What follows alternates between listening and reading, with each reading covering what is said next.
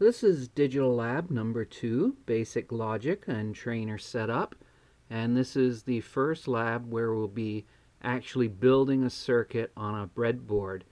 So today you should get your parts kit, and in it will be a breadboard, wire strippers, and 22 gauge hookup wire. Now, I may have assembled the board for you already. If I haven't, there is a how-to video on how to assemble the breadboard. And there's also a how-to video on adjusting your wire strippers. So today we're going to need red and green LEDs, 330 ohm resistors, a dip switch, 4.7 k ohm SIP resistor, and a couple of 1N4001 diodes. Now I know that you don't know what any of these parts are, so on every lab I show you what the parts look like. So you can see in photo for part A, I show you what a breadboard looks like and an example of a circuit wired up on it. I also show you a close-up of the actual physical connections. So this would be an LED, this would be a resistor, this would be power and ground going to your circuit. This item would be a dip switch with a SIP resistor behind it. These two items here are your 1N4001 diodes. And whenever I introduce a new part, I have a graphic of what the part actually looks like, what the innards of the part are doing or supposed to be doing. In the case of resistors, I tell you that a resistor limits the flow of current. We're looking for 330 ohm resistors, and it has a specific color band that we need to recognize so that we can pull it out of our parts kit. And in this case it's orange, orange, brown, gold. Our SIP resistor, SIP stands for single inline package, meaning it has one single row of legs to it. Our dip switch, a dual inline package, has two rows or dual inlines of pins to it.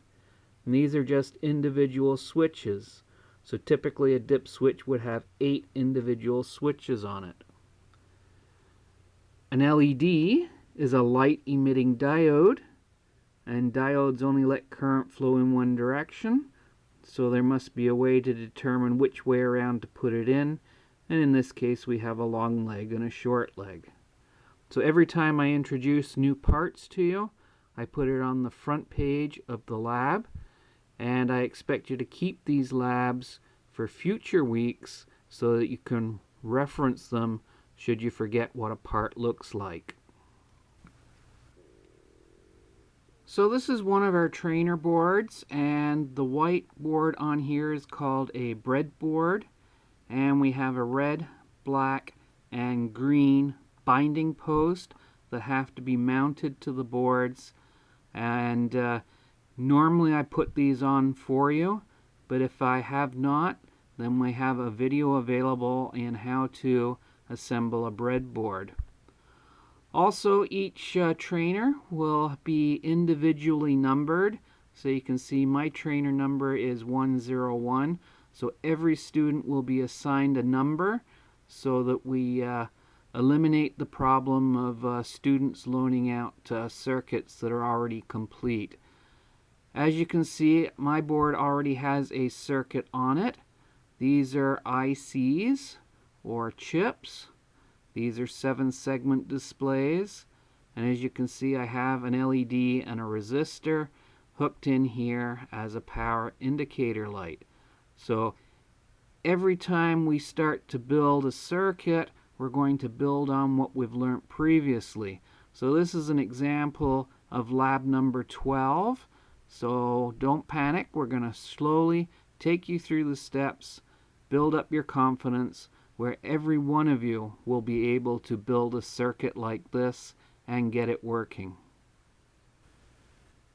Now all the circuits that we're going to be building in these labs come from Holmes Outlines Digital Principles 3rd edition. It is the required textbook for this course. It's only $22.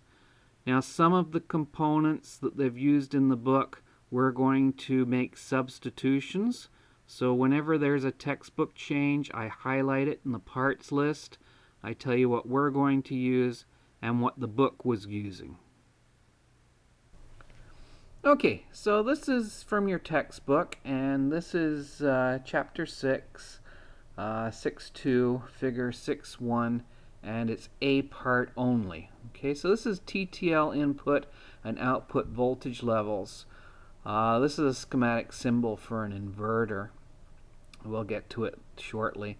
The one thing that I wanted to show you was input voltages into our ICs.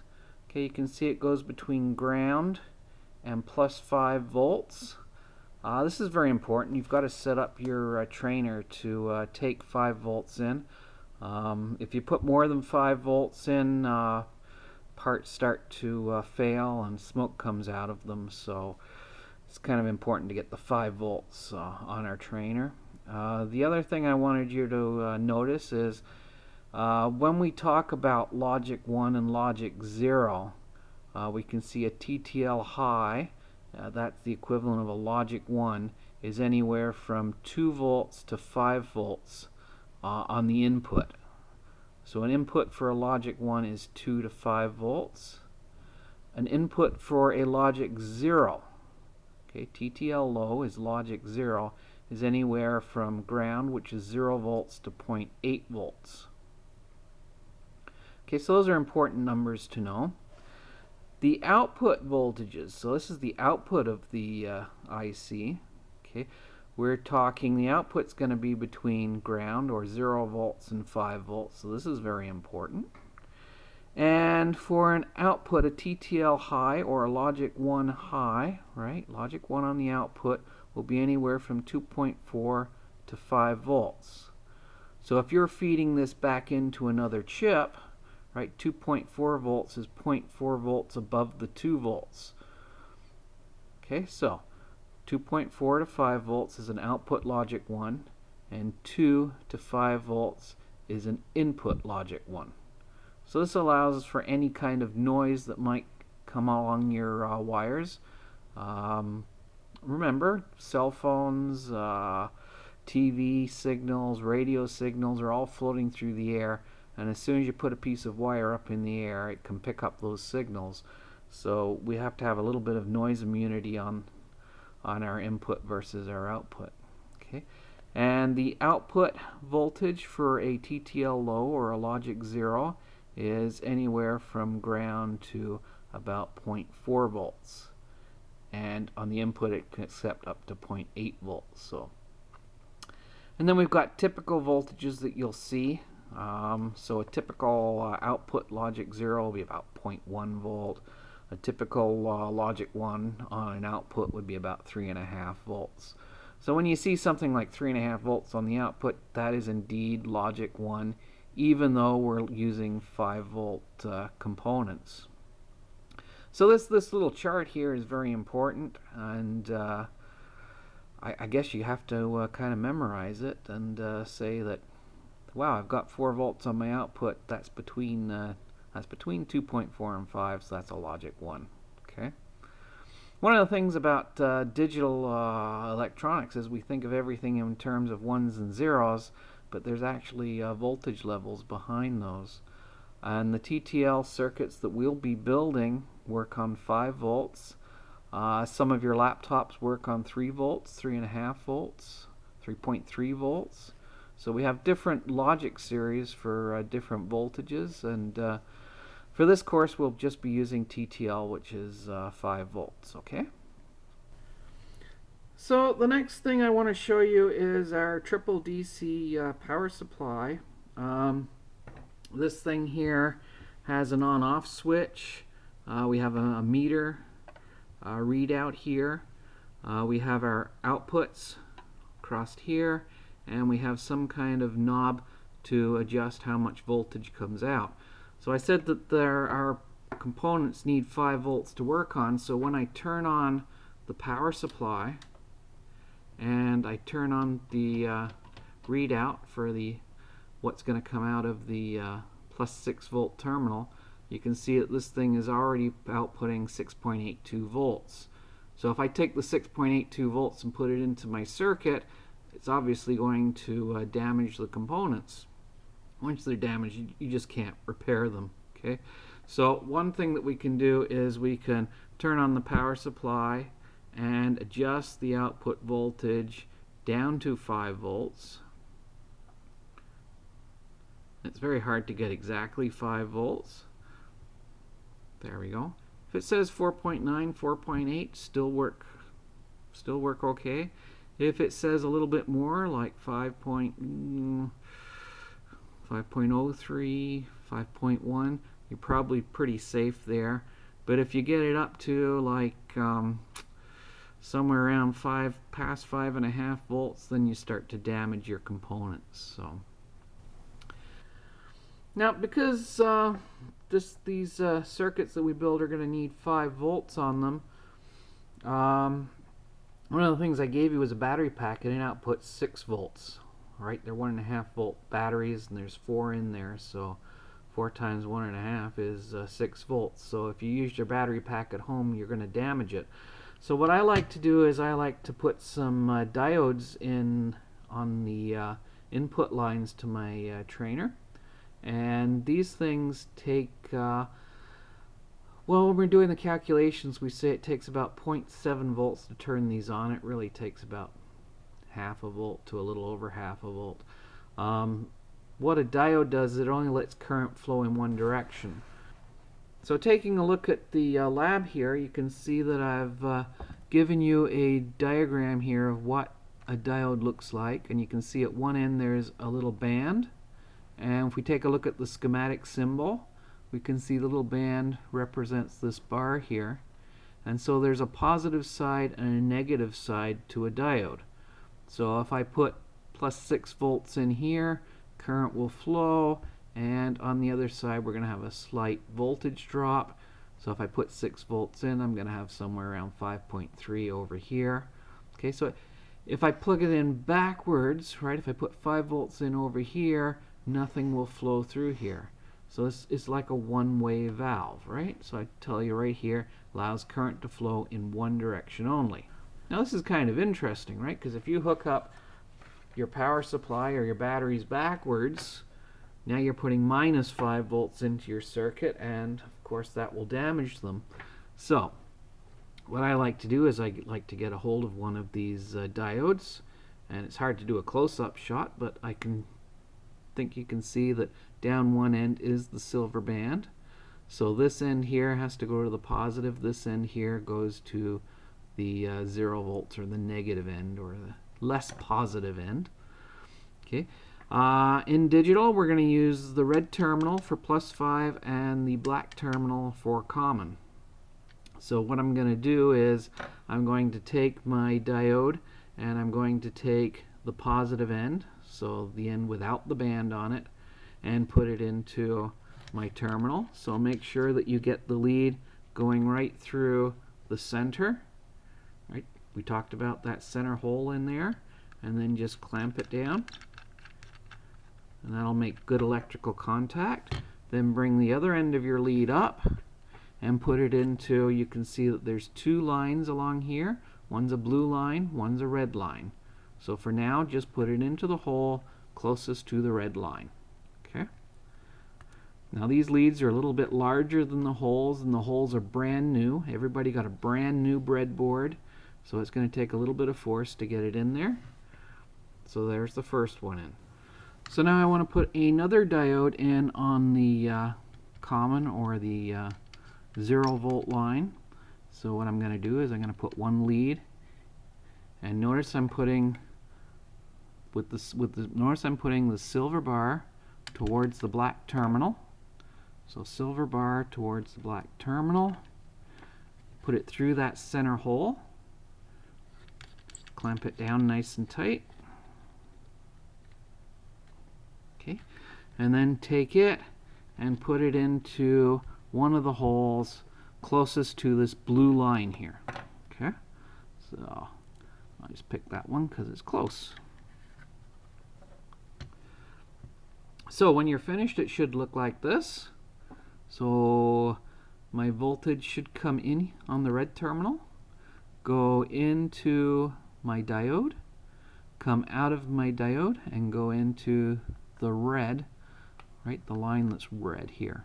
Okay, and the black one, right, it should come from the blue strip here through my diode. There's the silver bar going towards the black terminal. So now I'm ready to hook up our power supply that's going to provide the current to flow through our circuit. So what I'm going to do is I'm going to take a red banana lead, and I'm going to go from the +6 terminal on the power supply. And the banana leads just plug right in. Okay, once it's in, it won't fall out. So I'm going to take the banana lead from the other end and go into the red terminal there. Then I'm going to take a black banana lead, put it into the common or the black terminal, and then I'm going to come around and go into the black terminal on my trainer.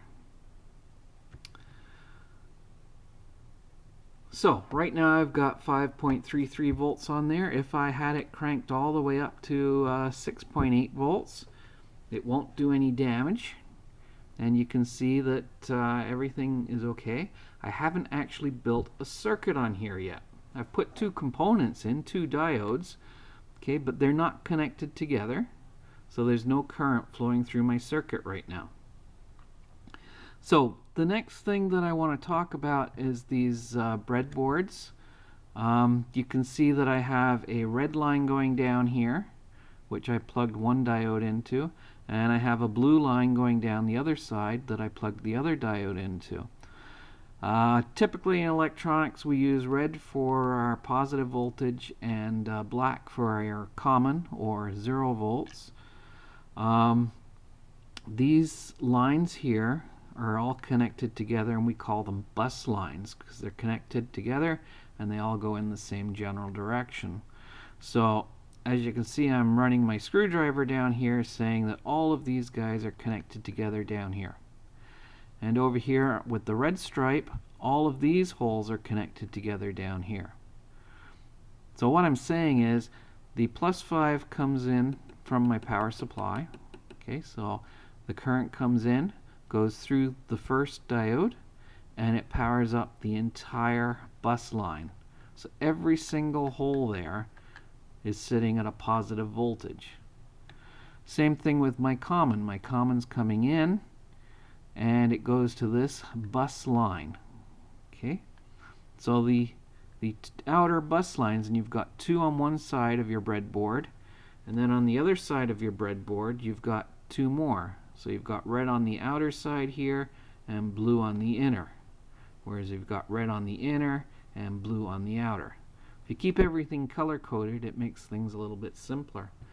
Then on the inside, you've got a group of 5 holes. So that's 1, 2, 3, 4, 5 holes that are connected together. And then we've got a valley here that we usually use to separate component leads. And then on the other side, we've got another set of 5 holes that are connected together. So I'll show you how these things work out. Alright, so I've got an old breadboard here. This one's blue. They come in different colors. We're going to be using white ones. This one only has one single bus on the outside and one single bus on the outside here, and it has these guys connected together. The reason I wanted to show it to you is because I've actually pulled it off of a trainer and I've ripped the back off. And now that you can see with the back off, what we've got is we've got these little silver bars. So what those silver bars are saying is those holes are all connected together. And up at the top here you can see that's a bus line. All those holes are connected together. So when I flip it over, right, all of these holes go to this single metal bar. Okay, and these 5 holes go to this single metal bar. So you can see that there's actually a separator between the groups of holes, right? So from this metal bar to this metal bar, there's a little plastic piece in there. Okay, so it insulates them. So all of these are not connected together. They're only connected this way. And this guy up here is connected all the way along. Okay? So the next piece of equipment I want to introduce you to is our digital multimeter. It can read current on this side, so we've got current ranges on this side. On this side we can read AC voltage, DC voltage, and resistance, and it has a diode checker and a capacitance checker. So what we want to do right now is we want to turn this to the 2 o'clock position, and that's volts with a flat line, so that's DC volts. So as soon as you turn this on, you can see that we've got millivolts fluctuating on the screen here. All it's saying, right, is that's the voltage it's picking up out of the air right now. So remember I said the CBC or the radio stations or the cell towers are transmitting something right now? That's what's in the air. That's what this meter's picking up right now. So what I'm going to do is I'm going to take a red lead and stick it in the far terminal here. And I'm going to take the black lead and put it into the black terminal, or common. So if I take the red lead and put it into the back of the banana lead that I put into my trainer, and the black lead that went into my trainer, okay, you can see that the meter is reading 6.81 volts, and the meter on our power supply 6.82 volts. Okay, the 0.01 volt difference is really not important. It just means one of these two meters is out of calibration, and I really don't want to spend all day trying to calibrate the two meters so they say the same thing, so we don't really worry about it. So what I'm going to show you now is that you can take this voltmeter and you can check the voltages around your circuit. So I wanted to know what the voltage was coming into my breadboard, so if I put the black one on the diode that comes from the power supply and the red one on the other diode that comes from the power supply, you can see that the meter reads 5.61 volts. Okay, probably safe enough, but if I turn down my power supply a little bit to say somewhere around 6 volts, take that reading again, okay, now I'm getting 4.82 volts, and 4.82 volts is safe for our components. So if you're using a battery pack at home, you're going to need to put these two diodes in so that you can lower the voltage, or else you'll destroy your components. Okay.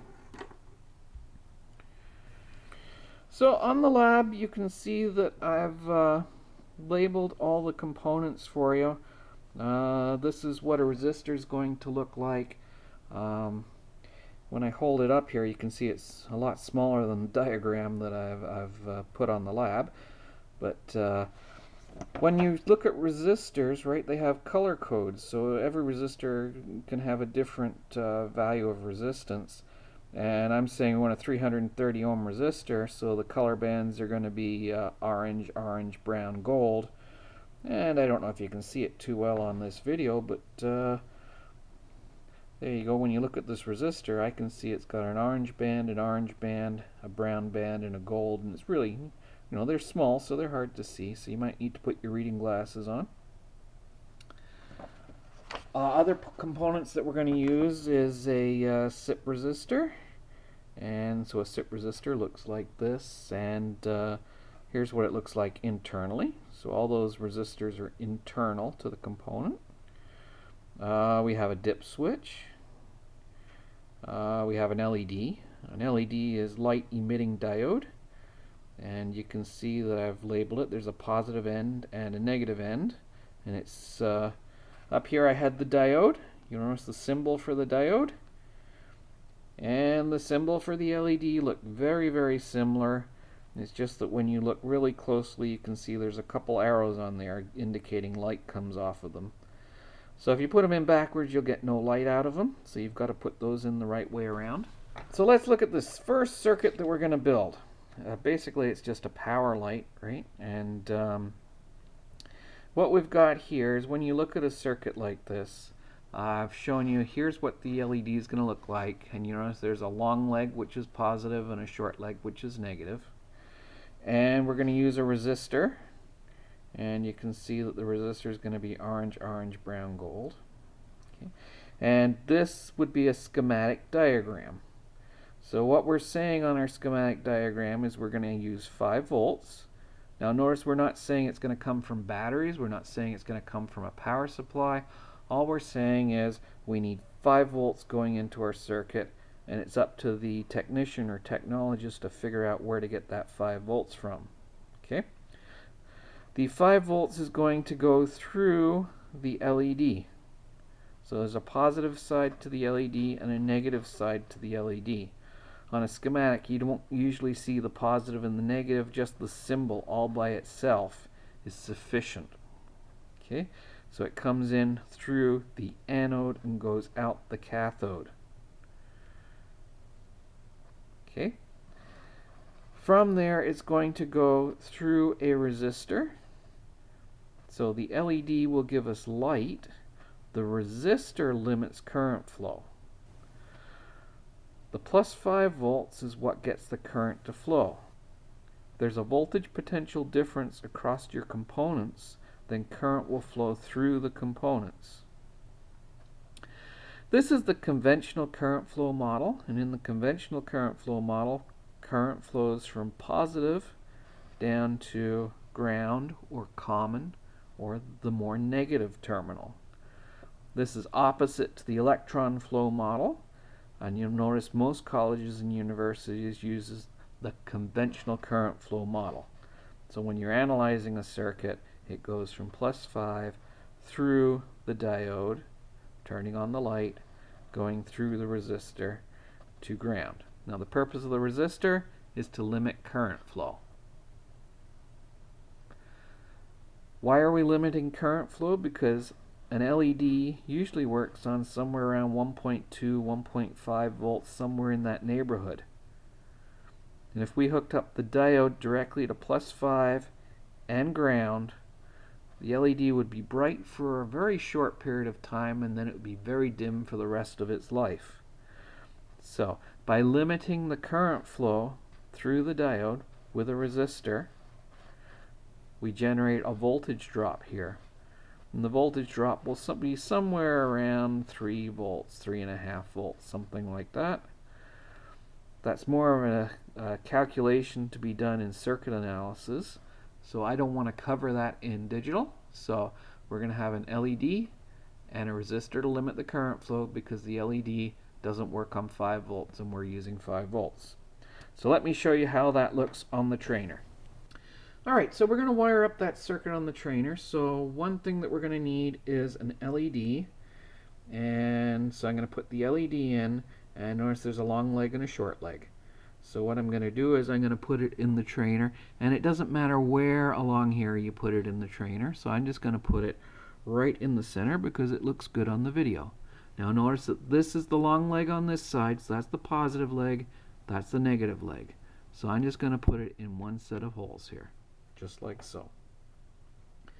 Then I'm going to run a red wire, and you'll notice in the last video I said that I have a whole bunch of wires so they're ready to go, so I don't have to sit here stripping a whole bunch of wires. So I'm going to put the red wire in there and the other leg of the red wire just above there and in the hole. Okay,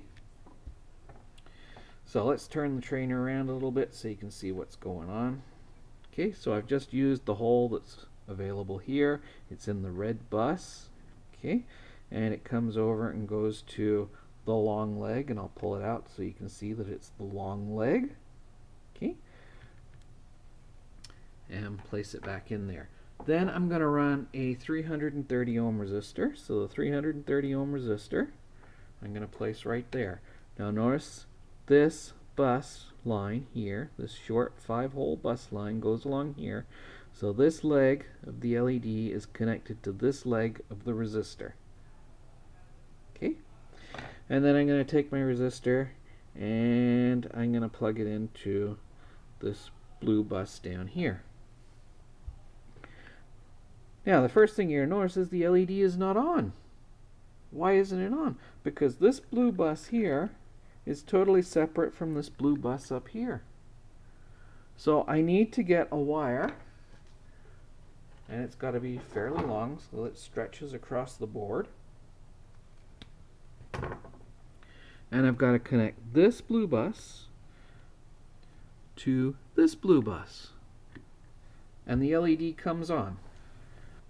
So if I'm going to analyze this circuit, what I'm going to say is I'm going to say the voltage comes out of the power supply. It's coming out of the +6 terminal. It's going through my banana lead. It's going through my diode. And the diode's there to let current flow in one direction and provide a bit of a voltage drop. It comes into my red bus, powering my red bus line. I go from the red bus line to the long leg of the LED. It goes through the LED, turning it on, out the other leg, through the resistor, to the second blue bus. I've got it running through the second blue bus, through the black wire, around, through the second diode to drop the voltage down, and comes back around to my power supply. This is actually called a series circuit because there's only one line for the power to travel. So all the current travels from +6 terminal all the way around through my circuit and back out again. Okay, so people seem to have trouble filling in my labs for some reason. On the one side I've got the schematic diagram. That's the little wiring diagram that we're going to use here. On the other side we have a truth table, and it says LED on or off. Right, so when you wired this up, was the LED on or off? Well, in our case the LED was on, so in here you write ON, and it's that simple. So once you've wired up the circuit of part A and verified that it is working, demonstrate it to your instructor so that they can initial it to indicate that it is complete.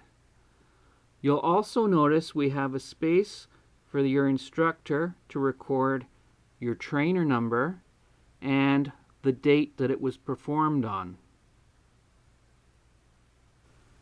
So every trainer in the top left-hand corner, I've placed a label, and it has your trainer number. So every student's trainer is individually labeled, and you must use your own trainer for every single lab.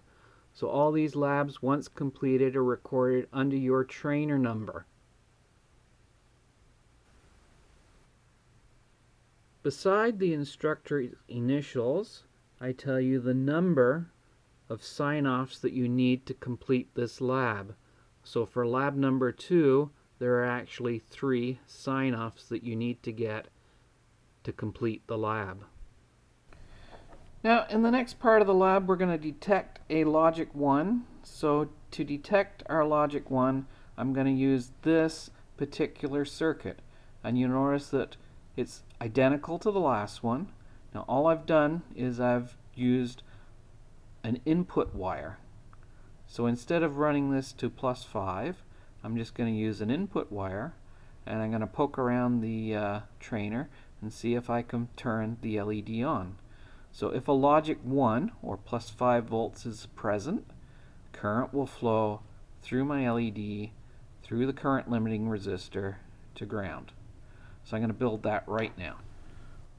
So you can see my circuit's still live. 5 volts will not electrocute you, so I'm just going to move this wire out the way. To build the circuit, all I have to do is take this little red wire out of here, and then I'm going to take a long piece of wire, about 6 inches long, and just strip it. So I've got a nice piece of wire here. It's about 6 inches long. And what I'm going to do is I'm going to plug that into my LED, and I'm going to use it as a logic input or a test probe. And what I can do is I can go up here and I can say, if I plug it into the +5 bus, notice the light comes on? That's indicating a logic 1. If I put it into the ground bus or the 0-volt bus, you'll notice the light doesn't come on. All these holes here are unused buses. So if I put the wire into an unused bus, you'll notice the light does not come on. When you look at the truth table, you can see, was the LED on or off? When I put it to logic 1 or +5, the light was on. When I put it to the 0-volt bus, it was off. And when I put it in an unused bus, it was also off. So my next circuit is detecting a logic 0. So you can see on here I have +5 going to my resistor, into my LED, and going to a logic input. So I'm going to build that circuit now. Okay, I've taken the components out, and for this circuit we're going to use the green LED. So I've taken all my components off just to show you how to start this. So I'm going to go from my +5 volts, so I'm just going to use this hole here and bring it over to this bus line here. Okay, so there's my resistor in. I need to go to the long leg of the green LED. So this is the green LED, this is the long leg. I'll put it in here. Then I'm going to take my blue wire that I'm using as a test probe, and now if I put the blue wire into +5, the light is not on. If I put it into ground, the light is on. And you can see it's on. And if I put it into an unused hole, you notice the light is off. Now the next part of the lab, part D, we're going to build a logic probe, and basically what this is the two circuits joined together. So if we look at this, I can see I've got 5 volts going through a resistor, going through the green LED, going through the red LED, going through a resistor to ground. And I've got my input wire right here. Okay, so if I wire this up, what do we expect to see? So the voltage pushes the current in, goes through the first resistor that limits the current, turns on the green LED, turns on the red LED, goes through the second resistor that limits the current, and goes to ground. So when I power this up, both LEDs should go on. Now if I put my input wire to ground, so if I put it to ground here, then I've got ground on both sides of the red LED, it shouldn't come on, and I've got ground and power on this LED, so this LED should come on. Likewise, if I put +5 on this input wire, I've got +5 going through my LED, so it should turn the red light on, and I've got +5 on this side, +5 on that side, so current shouldn't flow through this LED, so it should be off. So let's put that together right now. So once again, I've started with an empty trainer, and looking at my schematic diagram, I need a 330 ohm resistor. So it goes to +5. So I'm just going to stick it in +5 and bring it into one set of holes there. Okay. I'm going to go to a green LED, and it needs to be the long leg. So the long leg goes in there. Okay. Twist it sideways a little bit so you can see it better. Okay, so the resistor to the long leg of the LED. Now, to this leg of the LED is going to go the long leg of the other LED. So I'm going to put it in behind. Okay, so might be a little harder to see, right? The two legs of the LED are connected together. Now, the other leg of the LED needs to go through a 330 ohm resistor, and it goes through a 330 ohm resistor to ground or common. So in there, all the way over to there. Okay, so there's my circuit. Okay, so as I said, +5 comes in, goes through my current limiting resistor to the long leg of the LED, out the short leg of the green LED into the long leg of the red LED, out of the short leg of the red LED through the resistor to ground, causing both LEDs to turn on. Now when I put this wire into the center point between my two LEDs, if I put it into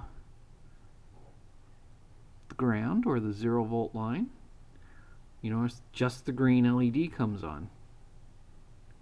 If I put it into the plus 5 volts, you notice just the red LED comes on.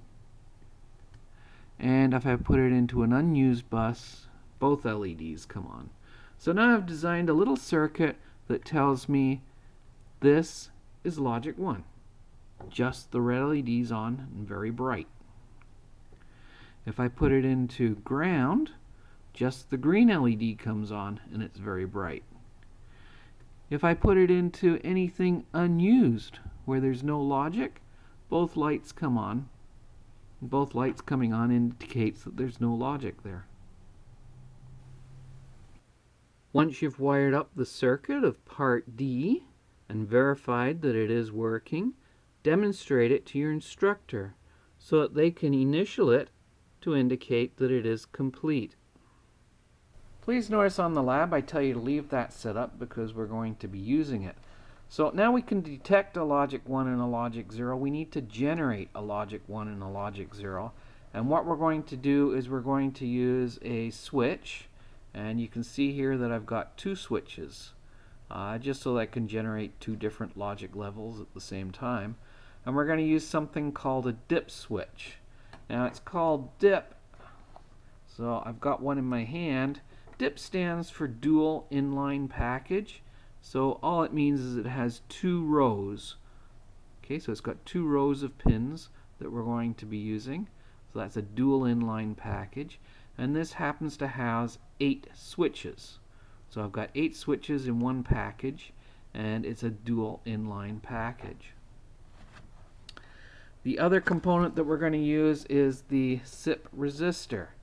So whenever you use a lot of the same thing, it's nice to know that you can get them in a package. So I use 2 switches out of a package that holds 8, and I'm going to use 2 resistors out of a package that holds somewhere around 8 or 9 resistors.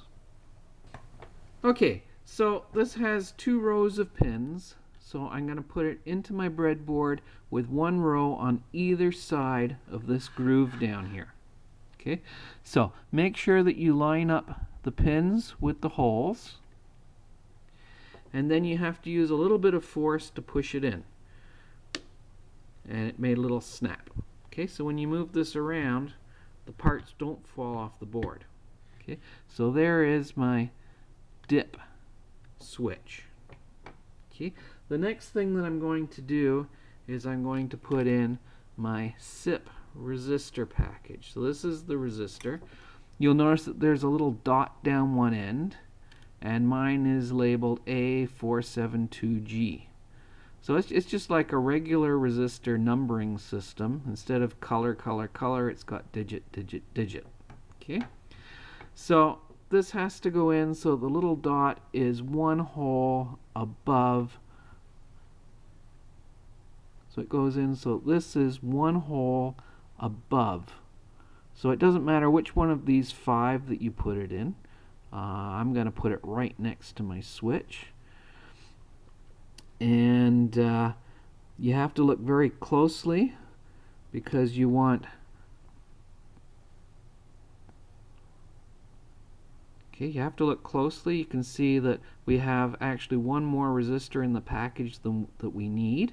Okay, so when you've got your dip switch in here, we can put the SIP resistor in, and it takes a little bit of force to slide it into.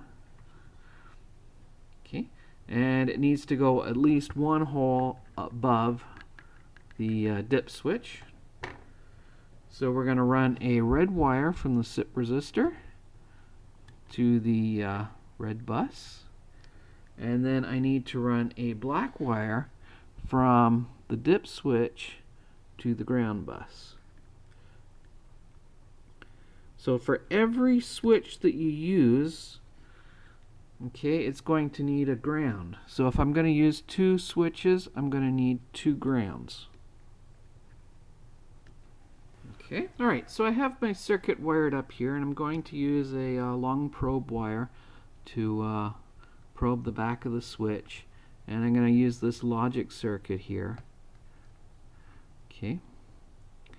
Now, when I move the switch to the down position, you can see just the green light comes on, and I can check both of those, and I can see that it's generating logic 0.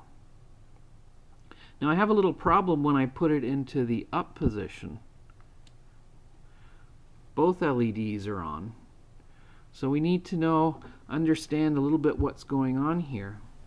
So I'm going to check my circuit with a voltmeter here. The red is going to go to the test lead, and the black is going to go to one end of my diode here, which is what our common is, and you can see 0 volts is actually 0.2 millivolts, so that's correct.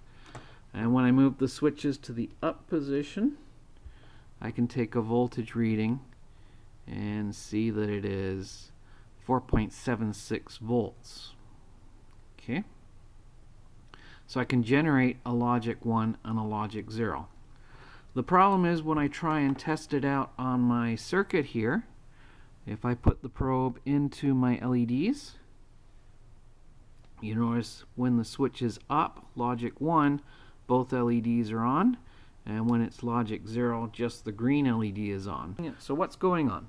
Power is coming in and going through the resistor to generate logic 1. The problem is 4.7K is a lot of resistance. When I close the switch, so in the second case here where the switch is closed, voltage pushes the current through the resistor and through the switch to ground. This causes a logic 0. Logic 0 is very powerful, and a logic 0 on this circuit here causes current to flow. Current will flow from the positive through the LED to the logic 0. The problem is when I have plus 5 volts going through 4.7K ohms generating a logic 1, the logic 1 here is very weak. So it's limited the current flow so much that more current flows from this side than it does from up here. So both LEDs remain on. Once you've wired up the circuit of part E and verified that it is working, demonstrate it to your instructor so that they can initial it to indicate that it is complete. On the last page of the lab, we have 9 questions for you to answer and hand in. If you are looking for answers, open your textbook. The textbook is Schaum's Outline, Digital Principles, 3rd edition. And on the front of every lab, I give you the reference sections that are necessary to complete the lab. So for this first lab, where we're building a circuit, we're referencing Chapter 2, Section 2-1. Chapter 3, Section 3-1.